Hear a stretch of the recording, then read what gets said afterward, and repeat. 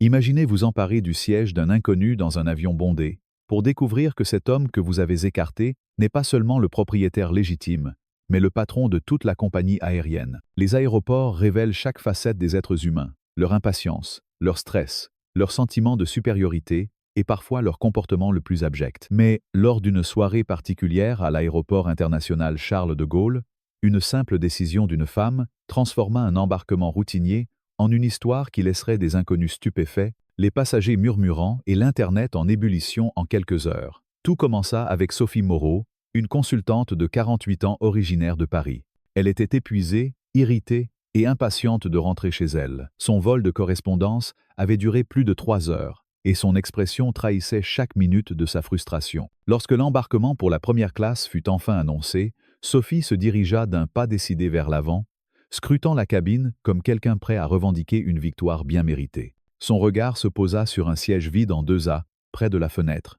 Sans hésiter, elle s'y glissa, posant sa veste en cuir sur l'accoudoir comme pour marquer son territoire. Un soupir de soulagement s'échappa de ses lèvres, ce genre de bruit que l'on fait quand on sent avoir obtenu ce que l'on mérite. Mais elle n'avait pas revérifié son billet d'embarquement, et seulement quelques instants plus tard, le légitime propriétaire de ce siège apparut. Antoine Duval, âgé de seulement 37 ans, avança dans l'allée d'un pas calme et mesuré. Son costume gris anthracite était impeccablement repassé, sa cravate nouée avec soin, et son expression demeurait indéchiffrable. Il était jeune pour sa position, mais tout en sa manière d'être suggérait une confiance sans arrogance. Dans sa main, il tenait son billet, les yeux fixés sur le siège qui lui était destiné. Il s'arrêta poliment à côté de Sophie et s'éclaircit la gorge. « Excusez-moi, dit-il d'une voix basse mais ferme. Je crois que vous êtes à ma place. C'est le 2A. » Sophie le regarda à peine. Au lieu de cela, elle esquissa un demi-sourire, de ceux que l'on utilise quand on se sent au-dessus des convenances. « Je suis sûr que vous vous trompez, »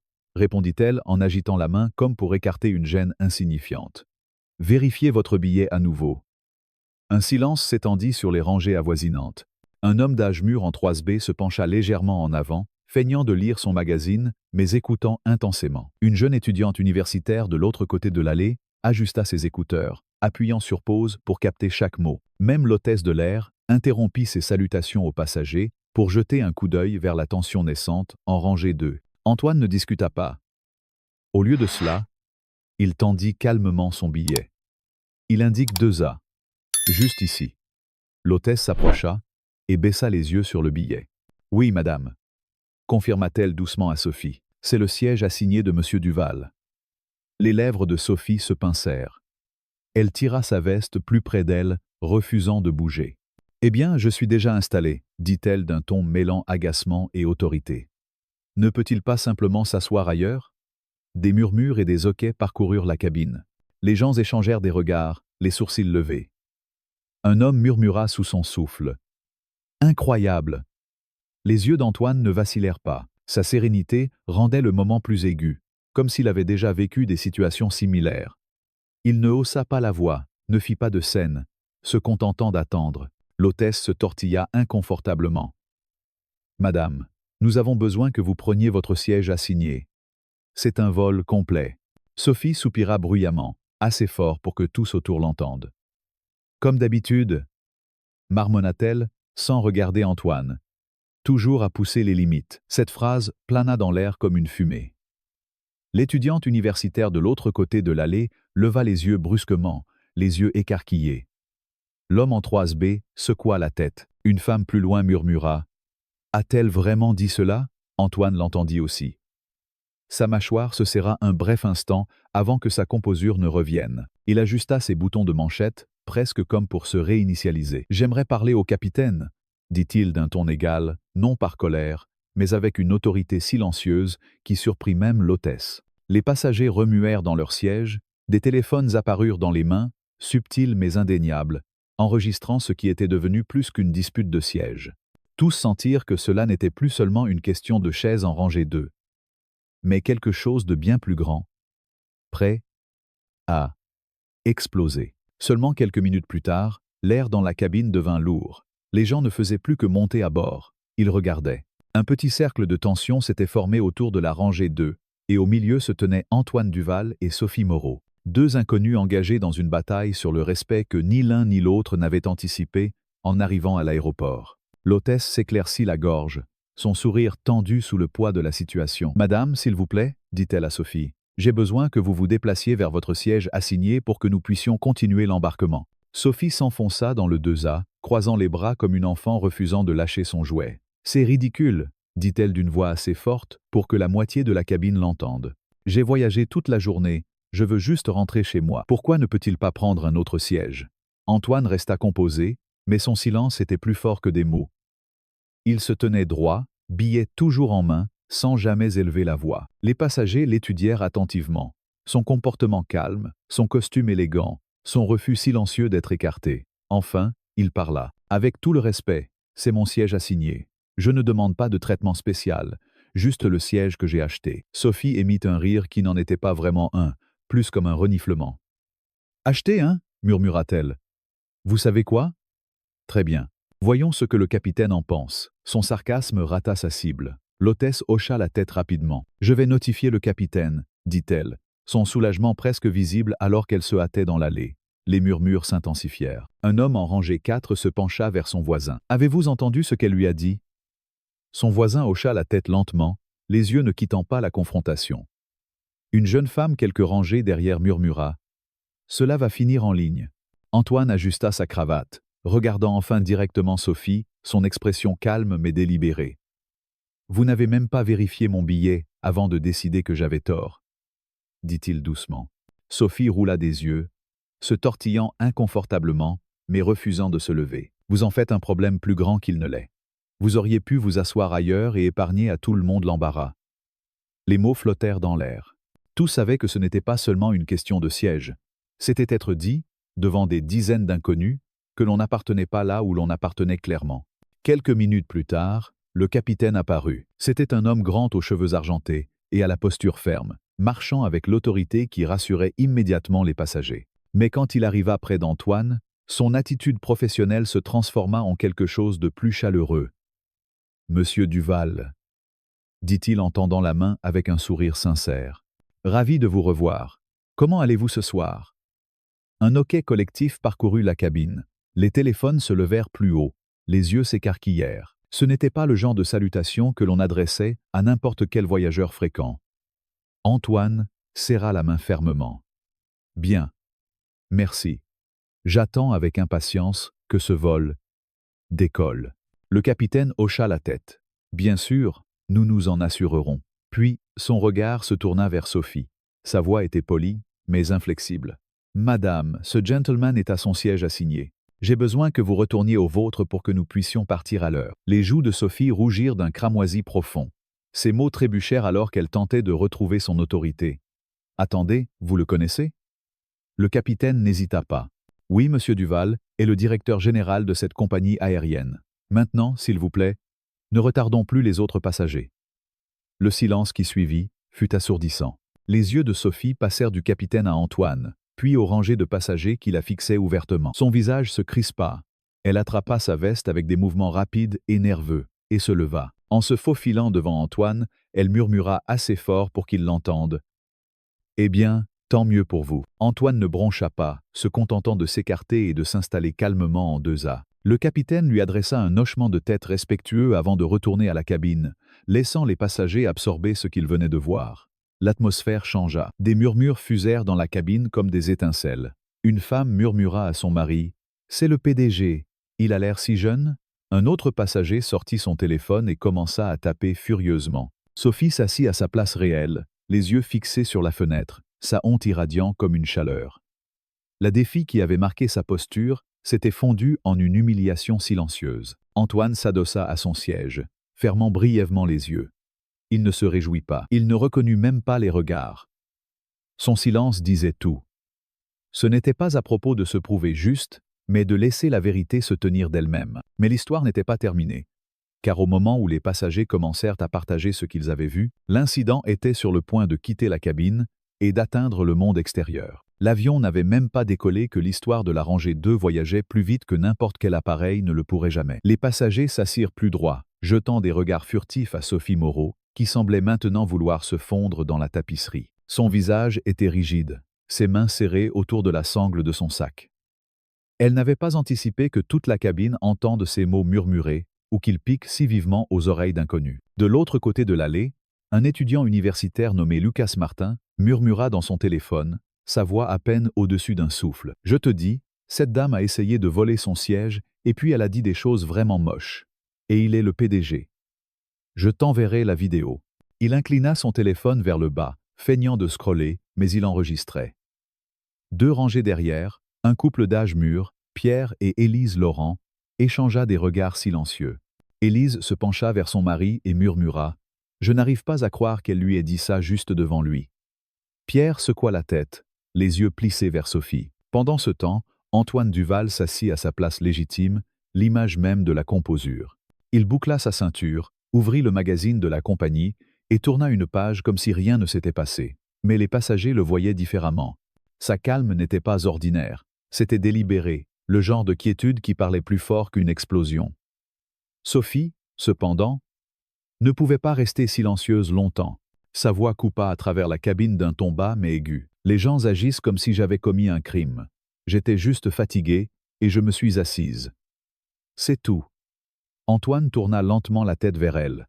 Sa voix portait juste assez pour être entendue par ceux à proximité. « Ce que vous avez dit, après, importait plus que le siège. » Les mots atterrirent pesamment. Plusieurs passagers se figèrent à mi-mouvement. Les oreilles s'accordèrent comme des radios. Les yeux de Sophie se posèrent sur lui, mais elle ne soutint pas son regard. « Vous le faites sonner comme si j'avais dit quelque chose de terrible. Je ne voulais rien dire par là. » Antoine ne haussa pas son ton.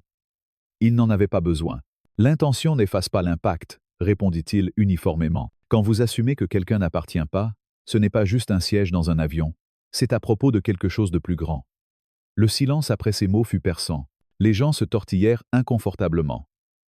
Pierre en 3B murmura « Il a raison » sous son souffle.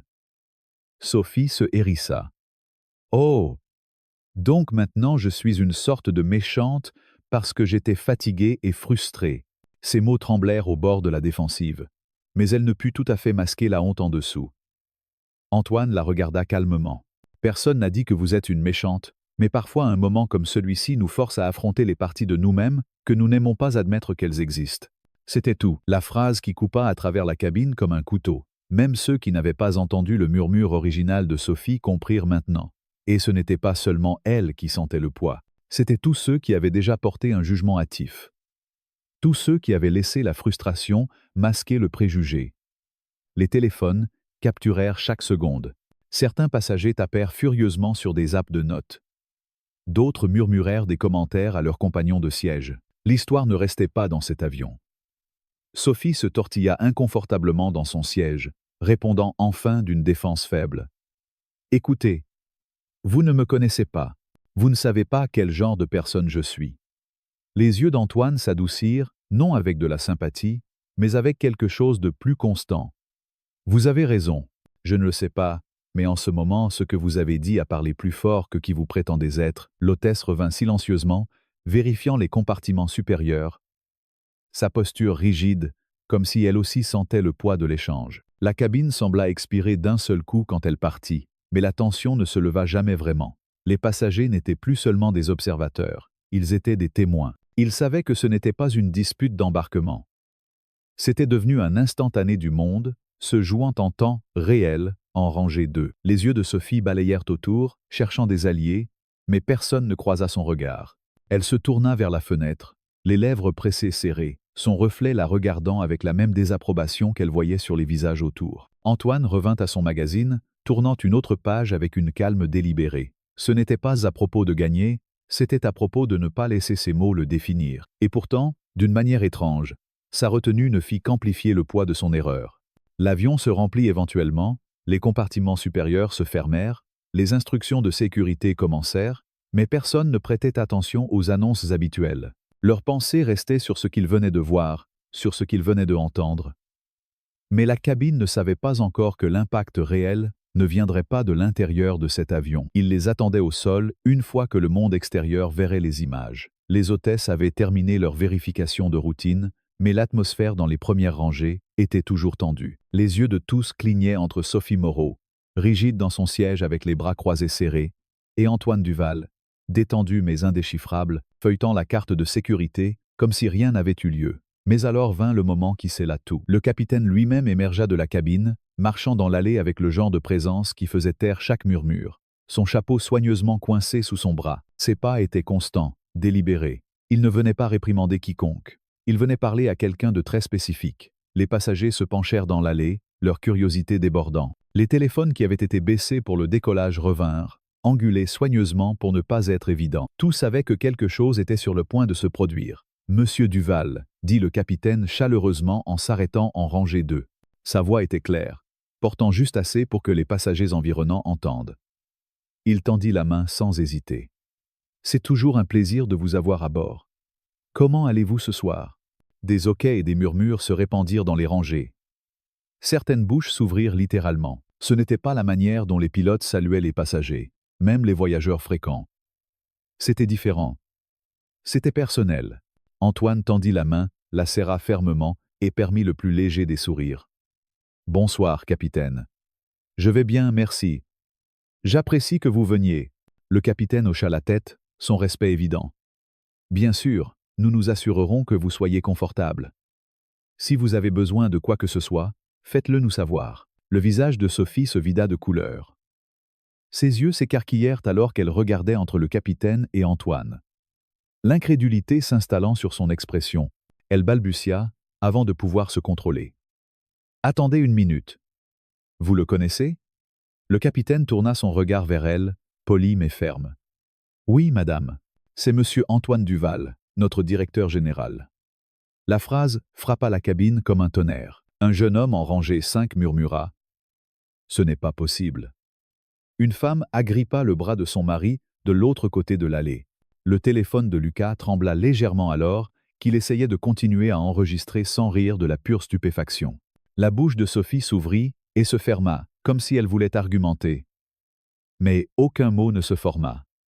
Son visage vira au rouge, puis au pâle, puis au rouge à nouveau. Elle tira sa veste plus serrée sur ses genoux, ses mains maladroites comme si elle s'accrochait à tout sens de contrôle. Le capitaine, cependant, ne s'attarda pas. Il donna à Antoine un hochement de tête final. « Nous nous assurerons que ce vol se passe sans accroc. Bienvenue à bord, monsieur. » Puis il se tourna et se dirigea vers la cabine, laissant un sillage d'émerveillement silencieux derrière lui.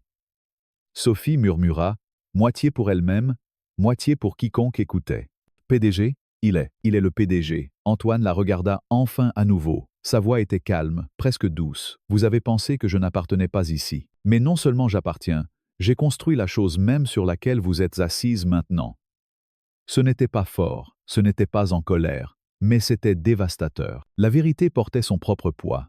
Plusieurs passagers échangèrent des regards qui disaient tout sans mots. Le moment où elle l'avait écarté, le moment où elle avait murmuré sous son souffle, cela venait de revenir comme un boomerang vengeur. Les lèvres de Sophie se pressèrent ensemble, ses épaules s'affaissèrent. Pour la première fois, elle semblait petite dans son siège, diminuée non par l'insulte, mais par ses propres assumptions exposées. Pendant ce temps, Antoine détourna son attention, sortit un carnet de sa sacoche et commença à griffonner quelques lignes comme s'il se préparait à travailler même avant le décollage. Son indifférence à son malaise ne fit qu'amplifier l'humiliation, car il n'avait pas besoin d'argumenter. La vérité avait déjà fait le travail pour lui. Derrière eux, les passagers murmurèrent en rafales rapides. « Il est si jeune pour être PDG. J'ai lu sur lui l'année dernière. Forbes a fait un article. Elle a vraiment essayé de prendre son siège. Oh, ça va aller en ligne. Il n'y a pas moyen que ça reste ici. » Lucas ne put résister plus longtemps. Il envoya le clip à son ami avec la légende. La femme qui a choisi la mauvaise bataille à 10-0 mètres. Attends de voir ça. Antoine s'en fichait. Il n'agissait pour personne. Il avait affronté pire avant, mais pour les gens autour, c'était inoubliable. Le respect du capitaine, la vérité révélée en une seule phrase, la réalité que tout ce qu'il venait de voir n'était pas juste malaisant, mais historique. Sophie s'assit rigide, regardant par la fenêtre, feignant que le ciel au-delà pourrait l'avaler entière. Mais il n'y avait nulle part où se cacher. Tous avaient vu, tous avaient entendu. Mais l'humiliation dans cette cabine n'était que le début, car le monde extérieur attendait, et en heure, des millions assisteraient à la même scène. Le retour du capitaine à la cabine n'effaça pas ce qui venait de se passer. Il le cimenta. La vérité était sortie, et maintenant l'énergie dans la cabine avait changé. L'embarquement se termina rapidement, mais personne ne parlait de ceinture de sécurité ou de tablette. Il parlait déjà d'Antoine Duval. Sophie Moreau s'assit à sa place réelle maintenant, quelques rangées derrière. Son corps tournait rigidement vers la fenêtre, évitant tout contact visuel, mais son humiliation était impossible à cacher. Son visage rougit, sa respiration superficielle, et de temps en temps ses yeux glissaient vers Antoine en rangée 2, comme si elle essayait de jauger s'il la regardait. Il ne l'était pas. Antoine s'adossa, des écouteurs reposant librement autour de son cou, son carnet encore ouvert. Sa composure était déconcertante à sa manière. Là où une autre personne se serait réjouie ou aurait lancé des regards arrogants, Antoine était concentré, comme si cet incident avait à peine enregistré dans son monde. Ce calme disait plus qu'un discours de victoire ne le pourrait jamais. Pourtant, la cabine était vivante de voix silencieuses. Élise, la femme du couple d'âge mûr, murmura à son voisin. « Je veux dire, avez-vous vu son visage quand elle a appris ?»« Inestimable. » Son voisin hocha la tête. « Ça m'a presque fait pitié. » Presque. Pierre, l'homme d'affaires en tenue de ville, se pencha vers son collègue en rangée derrière. « Duval, hein? C'est le type qui a racheté Air France Régionale il y a quelques années, non? Le plus jeune PDG de compagnie aérienne du pays. » Son collègue siffla bas, et elle lui a dit de s'asseoir ailleurs. Incroyable. Les téléphones étaient sortis à nouveau, bien que discrètement cette fois. Des textos volèrent à travers la cabine. « Tu ne vas pas croire ce que je viens de voir, » disait l'un. Une dame a essayé de voler le siège du PDG. Ça a explosé. Antoine, sentant les regards, retira enfin ses écouteurs et regarda dans l'allée. Sa voix porta assez pour être entendue par ceux des premières rangées, mais elle n'était pas confrontante. Elle était mesurée, presque réflexive. « Tout le monde ici veut juste rentrer chez soi, » dit-il. « Cela m'inclut. J'apprécierais si nous pouvions laisser l'affaire reposer et avoir un vol paisible. » Le ton était si égal, si délibérément calme, qu'il fit taire les murmures presque instantanément. Ce n'était pas une exigence, c'était un rappel, et ça marcha. Mais Sophie ne pouvait pas rester muette. Son orgueil brûlait encore, et bien qu'elle sache que tous les yeux étaient sur elle, elle se pencha en avant dans son siège et lança vers lui. « Vous pensez que vous êtes meilleur que tout le monde juste parce que vous dirigez cet endroit ?» Les mots firent tourner les têtes à nouveau. Les hôtesses échangèrent des regards nerveux, incertaines si elles devaient intervenir. Antoine regarda par-dessus son épaule, son expression stable. « Non, » dit-il simplement. « Mais je ne pense pas non plus que quiconque est meilleur que quiconque, et c'est la différence. » Cette seule ligne atterrit plus fort que n'importe quel argument n'aurait pu. Certains passagers hochèrent subtilement la tête, d'autres murmurèrent sous leur souffle. Pierre murmura. C'est comme ça qu'on clôt ça. Sophie se recroquevilla dans son siège, ses lèvres pressées serrées. Elle n'avait plus rien à jeter. Chaque tentative de reclaim son orgueil ne faisait que l'exposer davantage. Alors que l'avion roulait enfin sur la piste, la tension commença à se transformer en quelque chose d'autre, de la réflexion. Les passagers rejouèrent la scène dans leur tête. Certains se sentirent mal à l'aise de la facilité avec laquelle ils avaient cru à l'autorité de Sophie au début. D'autres admirèrent la retenue d'Antoine, sa capacité à laisser la dignité parler. L'hôtesse la plus proche de la rangée 2 s'approcha silencieusement, s'accroupissant légèrement près du siège d'Antoine. « Monsieur, je voulais juste m'excuser pour l'incident de tout à l'heure, » murmura-t-elle. Antoine lui offrit un petit sourire. « Ce n'est pas nécessaire. Vous l'avez géré professionnellement. Ces choses arrivent. » Son soulagement était visible. « Merci, » dit-elle, se redressant et continuant. C'était la différence. Là où Sophie avait essayé d'exercer le contrôle par le mépris et l'assomption, Antoine l'exerçait par la grâce et la composure. Et les passagers le sentaient. Ils sentaient le contraste entre arrogance et dignité se jouant en temps réel. Pour le reste du vol, Sophie resta silencieuse, ses yeux collés à la fenêtre sombre dehors. Antoine, en revanche, revint à son carnet, écrivant des idées que personne ne pouvait voir. Il avait fermé le livre sur la confrontation bien avant que l'avion ne quitte le sol, mais les passagers ne l'avaient pas fait. Il savait que l'histoire n'allait pas rester enfermée dans cet appareil. Il savait qu'au moment où les roues toucheraient l'asphalte, le monde extérieur l'attendait. Mais ce qu'il ne réalisait pas encore, c'était à quelle vitesse les images, les murmures et les détails exploseraient au-delà des parois de la cabine, se répandant comme un feu sur Internet. Pour l'instant, cependant, le vol continuait. Et dans cette bulle à haute altitude, la leçon sur le respect et les préjugés commençait déjà à s'enraciner, rappelant à chacun que dans la société française, où l'égalité est un pilier, un simple geste peut révéler les fissures les plus profondes du caractère humain, comme l'auraient philosophé Sartre ou Camus sur l'essence de l'existence et des interactions sociales. Et ainsi, le chapitre de cette surprise en première classe se terminait sur l'appel du capitaine, laissant place à ce qui allait suivre. La tension dans la cabine atteignait son paroxysme, comme une corde tendue prête à rompre, dans cette atmosphère confinée où chaque regard, chaque murmure, amplifiait l'inconfort collectif. Le capitaine Bertrand, un homme imposant aux tempes grisonnantes et à l'uniforme impeccablement ajusté, s'approcha de la rangée 2 avec une assurance qui imposait le respect immédiat, rappelant ces figures d'autorité que l'on croise dans les récits de la littérature française où la hiérarchie se mêle à une élégance innée. Il n'était pas seulement un pilote, il incarnait cette tradition aéronautique française où la sécurité et la courtoisie se fondent en un art de vivre, hérité des pionniers comme Saint-Exupéry, qui voyait dans le vol non seulement un moyen de transport, mais une méditation sur l'humain.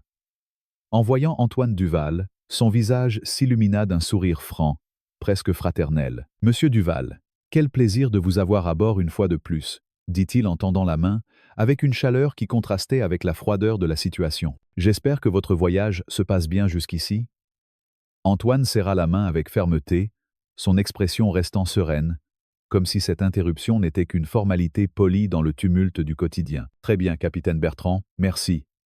Je suis impatient que nous décollions. » Le capitaine hocha la tête, puis son regard se posa sur Sophie Moreau, qui s'était radie dans le siège 2A, ses doigts crispés sur l'accoudoir comme pour s'ancrer à une réalité qui lui échappait. « Madame, je crains qu'il y ait une méprise.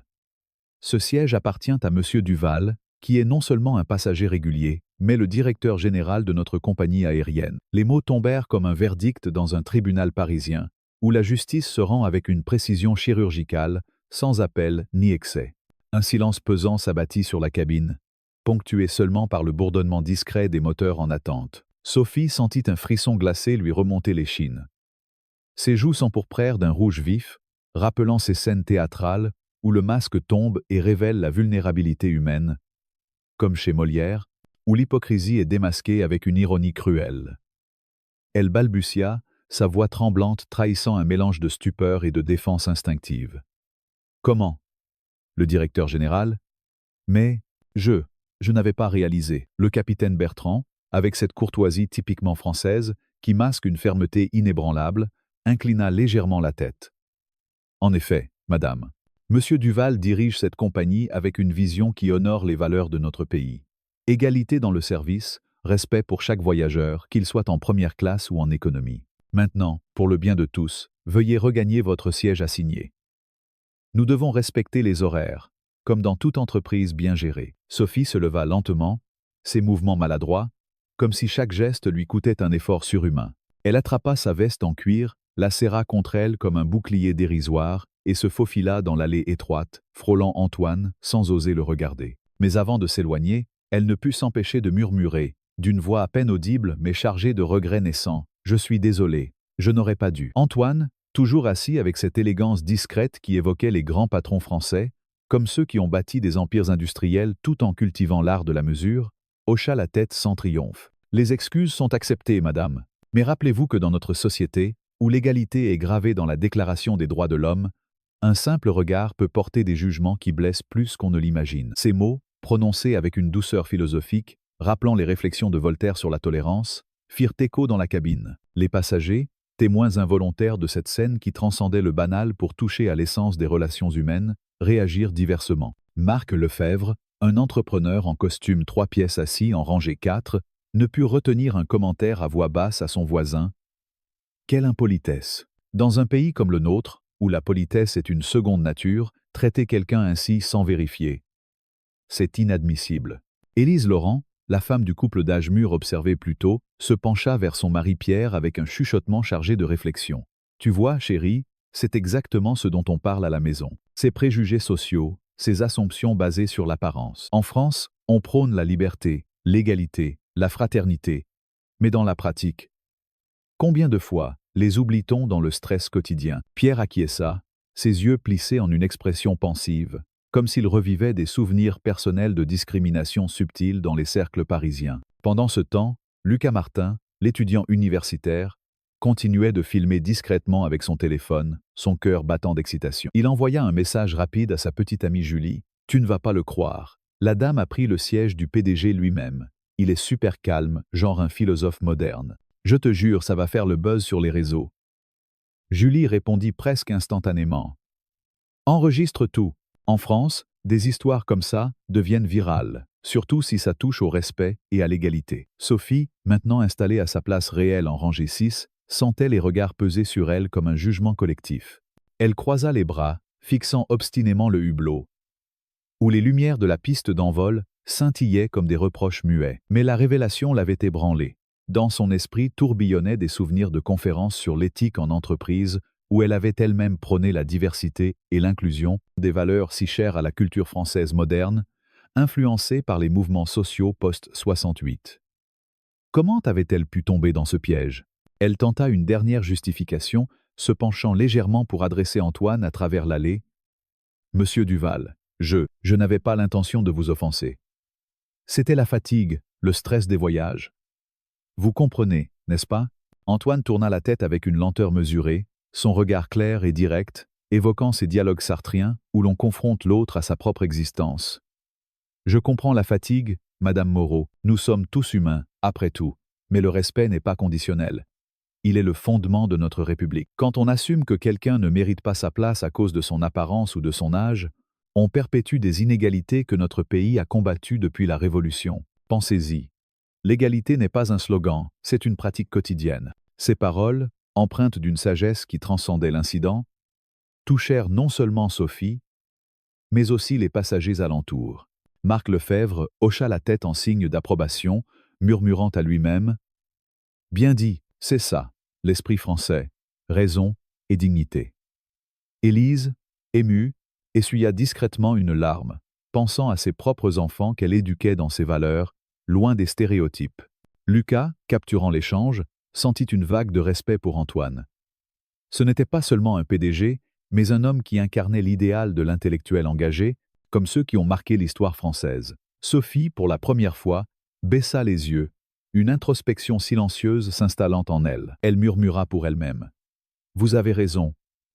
J'ai laissé mes préjugés prendre le dessus. » L'hôtesse de l'air, sentant la tension s'apaiser légèrement, passa dans l'allée pour vérifier les ceintures, son sourire professionnel masquant un soulagement palpable. Le capitaine Bertrand, de retour dans le cockpit, annonça enfin le décollage imminent. Sa voix résonnant dans les haut-parleurs avec une assurance qui rappelait les grands discours publics français où l'on unit les gens par la raison. L'avion commença à rouler sur la piste. Les moteurs vrombissant comme un orchestre symphonique montant en crescendo. Sophie, toujours tournée vers le hublot, observa les lumières de Charles de Gaulle s'éloigner, symbole de son propre éloignement de cet incident humiliant. Mais au fond d'elle, une graine de réflexion avait été plantée. Dans cette France, où la philosophie imprègne même les interactions quotidiennes, un simple vol pouvait devenir une leçon sur l'humain, sur ces biais inconscients qui minent la fraternité. Antoine, quant à lui, ferma les yeux un instant, pensant à ses responsabilités en tant que dirigeant, non seulement gérer une compagnie, mais incarner des valeurs qui élèvent la société. Les passagers, encore sous le choc, échangèrent des regards complices. Marc engagea une conversation murmurée avec Pierre sur l'importance de l'éducation civique, tandis qu'Élise envoyait un texto à sa fille, « Une histoire incroyable en vol. Rappelle-toi toujours, traite les autres avec égalité. » Lucas, son vidéo prêt à être partagé, se demanda si cela changerait quelque chose dans le monde connecté d'aujourd'hui. Alors que l'avion s'élevait dans le ciel nocturne, la cabine s'apaisa, mais l'écho de cette révélation inattendue persistait, comme un roman existentialiste où chaque personnage confronte sa propre vérité. Sophie, dans son silence, commença à méditer sur ses actions, un processus introspectif typiquement français, où l'on dissèque l'âme pour mieux avancer. Le vol vers Lyon se poursuivait, mais pour tous, il avait déjà transformé une simple traversée en une parabole sur le respect et les préjugés, ancrée dans l'héritage culturel d'un pays qui valorise la raison au-dessus de tout. Et ainsi, tandis que les étoiles scintillaient au dehors, la réflexion collective s'installait, préparant le terrain pour ce qui allait suivre une fois au sol. L'avion atterrit enfin à Lyon-Saint-Exupéry, sous un ciel étoilé qui rappelait les nuits méditatives du Petit Prince, où les voyages ne sont pas seulement physiques mais intérieurs, forçant l'âme à affronter ses ombres.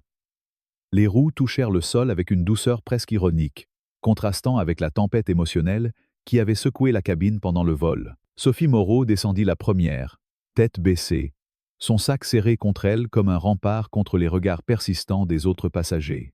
Elle se hâta vers la sortie, évitant tout contact, mais au fond d'elle, l'humiliation bouillonnait encore, mêlée à une introspection naissante, typique de ces moments où, selon Camus, l'absurde de l'existence nous frappe de plein fouet, nous obligeant à questionner nos actes dans un monde indifférent. Pendant ce temps, Antoine Duval, toujours serein, récupéra son bagage à main avec une efficacité discrète, échangeant un dernier hochement de tête avec le capitaine Bertrand, qui murmura « Monsieur, votre retenue a été exemplaire. Dans notre métier, on voit de tout. Mais des leçons comme celle-ci rappellent pourquoi nous volons. Pour connecter les gens, pas pour les diviser. » Antoine sourit légèrement, répondant avec cette modestie française qui évoque les grands humanistes. « Merci, capitaine. C'est dans l'adversité que se révèle le vrai caractère, comme l'a dit Montaigne dans ses essais. » Allons de l'avant. Mais tandis que les passagers se dispersaient dans l'aéroport, l'écho de cet incident ne s'éteignait pas. Au contraire, il se propageait comme une rumeur dans les salons parisiens du XVIIIe siècle, amplifié par les réseaux sociaux modernes, ces arènes virtuelles où la foule juge sans appel. Lucas Martin, l'étudiant qui avait filmé la scène avec son smartphone, ne perdit pas une seconde. Dès qu'il eut du réseau, il téléchargea la vidéo sur Twitter, ou plutôt X, comme on l'appelle désormais. Avec une légende concise mais percutante, une femme prend le siège d'un inconnu en première classe et découvre qu'il est le PDG de la compagnie. Calme légendaire versus arrogance. Respect, aviation française. Julie Moreau, sa petite amie étudiante en journalisme à la Sorbonne, reçut le fichier en premier et le partagea aussitôt sur ses propres comptes, ajoutant « Une leçon sur les préjugés en temps réel. En France, où l'égalité est notre devise, ça fait réfléchir. Partagez si vous êtes d'accord. Fraternité. » En quelques minutes, les vues grimpèrent. 500, puis 5-0, puis des dizaines de milliers, comme une vague déferlante sur la Côte d'Azur. Les algorithmes, ces gardiens invisibles du débat public, propulsèrent le clip vers le haut des tendances, où il croisa les chemins de millions d'utilisateurs, déclenchant un torrent de commentaires qui reflétait la diversité des opinions françaises, des rires sarcastiques aux analyses profondes, en passant par des débats philosophiques sur la nature humaine. Incroyable audace.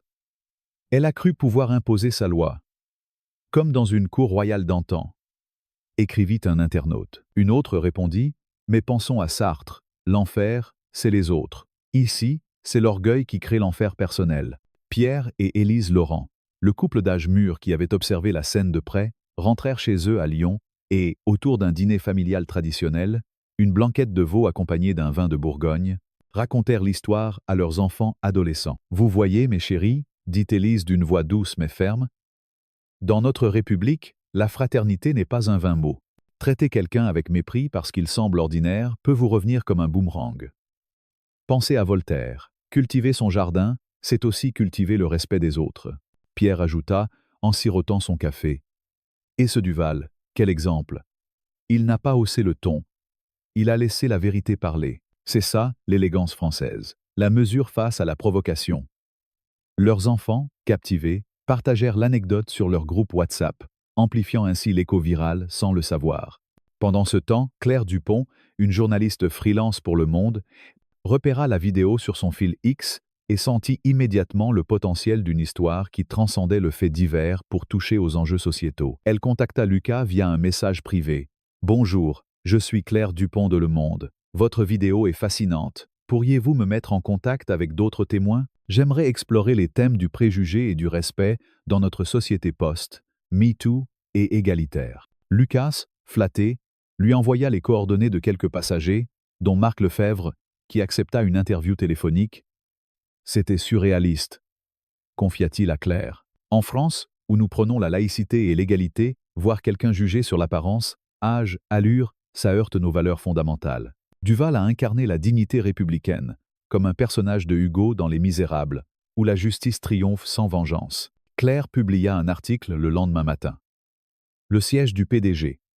Une parabole moderne sur les préjugés en vol, qui fut repris par France Info et BFM TV, transformant l'incident en un phénomène médiatique national. Sophie Moreau, de son côté, découvrit l'ampleur du scandale en allumant son ordinateur chez elle, à Paris. Son nom circulait déjà, lié à son profil LinkedIn par des internautes zélés, et les commentaires affluaient. Honteux. En tant que consultante, elle devrait savoir mieux. Préjugés, ou plus philosophiquement, comme Camus l'a dit, la révolte commence par le refus de l'absurde. Ici, c'est le refus de l'arrogance qui s'impose. Accablée, Sophie sentit une nausée l'envahir. Elle effaça ses comptes sociaux en urgence, mais les captures d'écran immortalisèrent tout, comme dans une tragédie grecque revisitée à l'ère numérique. Pourtant, au milieu de la tourmente, une réflexion s'installa. Elle relut des passages de Simone de Beauvoir sur l'altérité, se questionnant sur ses propres biais. Être, pensa-t-elle, était-ce une opportunité de croissance, comme ces crises existentielles qui forgent l'individu dans la pensée française. Elle envisagea même d'envoyer un email anonyme à Antoine via le site de la compagnie. « Cher Monsieur Duval, vos mots m'ont touché. J'ai appris une leçon sur l'humilité. Merci pour votre grâce. » Mais elle hésita, préférant l'introspection silencieuse. Antoine Duval, fidèle à sa nature, ignora le buzz. À son bureau lyonnais, entouré de rapports sur l'aviation durable, un enjeu cher à la France éco-responsable, il se concentra sur son travail, refusant les interviews. « Pas besoin de commenter, » dit-il à son assistant. La vérité se suffit à elle-même, comme dans les maximes de La Rochefoucauld. Pourtant, le destin le rattrapa. Lors d'un vol suivant vers Marseille, un passager quinquagénaire l'aborda à l'aéroport. « Monsieur Duval, je vous ai reconnu du Viral. Votre calme était inspirant. J'en ai parlé à ma famille. Ça nous a fait réfléchir sur nos propres jugements hâtifs. En France, où la philosophie nous enseigne à questionner l'être, des moments comme ça rappellent l'importance de la dignité humaine. » Antoine serra la main avec chaleur. « Merci. Si cela provoque des conversations honnêtes, alors c'est plus précieux que n'importe quel like. » Pensez à Camus. La vraie générosité envers l'avenir consiste à tout donner au présent. L'homme hocha la tête, ému, et repartit, emportant avec lui une semence de réflexion. Julie, la petite amie de Lucas, amplifia encore l'écho en postant une analyse sur son blog. Au-delà du buzz, une leçon sur l'égalité républicaine. Dans un pays marqué par 1789, où nous avons guillotiné les privilèges, voir une femme assumer une supériorité infondée nous interroge sur les inégalités persistantes. Duval, en restant stoïque, a embaudi la vertu stoïcienne, rappelant Épictète via les Lumières françaises. Son poste fut partagé par des intellectuels, des professeurs d'université qui l'utilisèrent en cours sur l'éthique sociale, disséquant la vidéo comme un texte de Rousseau sur l'origine des inégalités. Les mêmes fleurirent. Une capture de Sophie choquée avec la légende « Kant et préjugés rencontrent la réalité républicaine » ou Antoine Calme sous-titré « La mesure française face à l'absurde ». Mais au fil des jours, le ton évolua, moins sur l'humiliation de Sophie, plus sur la sagesse d'Antoine. Des blogs de leadership analysèrent sa réaction. Notez comment il n'a pas riposté. Il a laissé la vérité se défendre. Un pouvoir réel dans une société où le bruit domine. Sophie, isolée dans son appartement haussmannien, confronta enfin ses démons. Elle lut des ouvrages sur les biais cognitifs, influencés par la psychologie française post-Freud, et décida d'intégrer ces leçons dans ses consultations futures, prônant une inclusion authentique. Être envoya-t-elle cet email anonyme, un geste de rédemption discret, comme dans les romans de Balzac où les personnages rachètent leurs fautes par l'ombre. Antoine, apprenant par son équipe les retombées positives, des discussions en entreprise sur le respect, sourit intérieurement. C'est ainsi que change la société, non par des scandales, mais par des réflexions partagées. Claire Dupont, dans un follow-up pour Le Monde, interviewa Élise. Cette histoire nous rappelle que la fraternité n'est pas abstraite. Elle se vit au quotidien, dans un avion comme dans la rue. L'écho viral s'atténua progressivement, mais sa leçon perdura, ancrée dans la culture française où la philosophie guide l'action. Respectez autrui sans préjugés, car comme l'a écrit Camus, dans l'absurde du monde, c'est notre révolte humaniste qui donne sens. Si cette parabole aérienne vous a fait réfléchir, souvenez-vous, dans chaque interaction, choisissez la dignité, car elle définit non seulement l'autre, mais vous-même. Et ainsi s'achève cette histoire, miroir de nos failles et de nos vertus, dans l'esprit éternel de la France pensante. Cette histoire, qui se déroule dans les confins d'un avion bondé reliant Paris à Lyon, nous plonge au cœur de l'âme humaine, révélant les failles et les vertus qui nous définissent tous. En tant que Français, nous sommes imprégnés d'une tradition philosophique qui nous invite à scruter l'existence avec une lucidité presque cruelle, comme chez Albert Camus dans L'Étranger, où l'absurde surgit d'un geste banal. Ici, l'absurde prend la forme d'une simple dispute pour un siège en première classe, mais il transcende vite le trivial pour toucher à l'essence de nos interactions sociales. Sophie Moreau, cette consultante parisienne épuisée par les vicissitudes du voyage, incarne l'impatience moderne, ce stress urbain que nous connaissons tous dans les aéroports, ces non-lieux chers à Marc Auger, où l'individualisme exacerbé éclipse souvent la courtoisie. Son geste impulsif, S'approprier le siège 2A sans vérifier n'est pas seulement une erreur logistique. C'est un acte chargé de présupposés, un jugement hâtif sur l'apparence d'Antoine Duval, ce jeune PDG au costume impeccable, mais à l'allure modeste. Dans une société française où l'égalité est gravée dans notre Déclaration des droits de l'homme, ce moment nous rappelle combien les préjugés persistent, tapis dans l'ombre de notre fatigue quotidienne. Sophie, avec son soupir de soulagement et son refus obstiné, symbolise cette arrogance que Voltaire dénonçait déjà dans ses contes philosophiques. Celle qui naît de l'illusion de supériorité, ignorant que l'autre pourrait être bien plus que ce qu'il paraît. Ma première impression en découvrant cette anecdote est une mixture de stupéfaction et d'empathie nuancée. Stupéfaction devant l'audace de Sophie, qui, dans un avion bondé, ose défier les règles avec une autorité feinte, murmurant des mots blessants qui évoquent les stéréotypes sociaux que nous combattons depuis les Lumières. Pourtant, empathie aussi, car qui n'a pas, un jour de lassitude, laissé la frustration l'emporter? Comme Jean-Paul Sartre l'expliquait dans L'être et le néant, nous sommes condamnés à la liberté, mais cette liberté s'accompagne de la responsabilité de nos choix, et Sophie en paie le prix par une humiliation publique. Antoine Duval, en revanche, émerge comme une figure stoïque, presque épicurienne dans sa quête de sérénité. Sa calme retenue, face aux provocations, me frappe par sa noblesse. Il n'élève pas la voix, ne cherche pas la vengeance, mais laisse la vérité se révéler, tel un philosophe platonicien, attendant que l'idée pure émerge du chaos. Ce contraste entre l'agitation de Sophie et la composure d'Antoine illustre parfaitement la dualité humaine que Rousseau décrivait dans Émile. L'homme naturel versus l'homme civilisé, où la civilité triomphe par la raison plutôt que par la force. Les articles de leçons tirés de cette histoire sont profonds et applicables à notre vie quotidienne en France, où la culture du débat intellectuel nous incite à réfléchir sur nos actes. D'abord, l'importance du respect inconditionnel.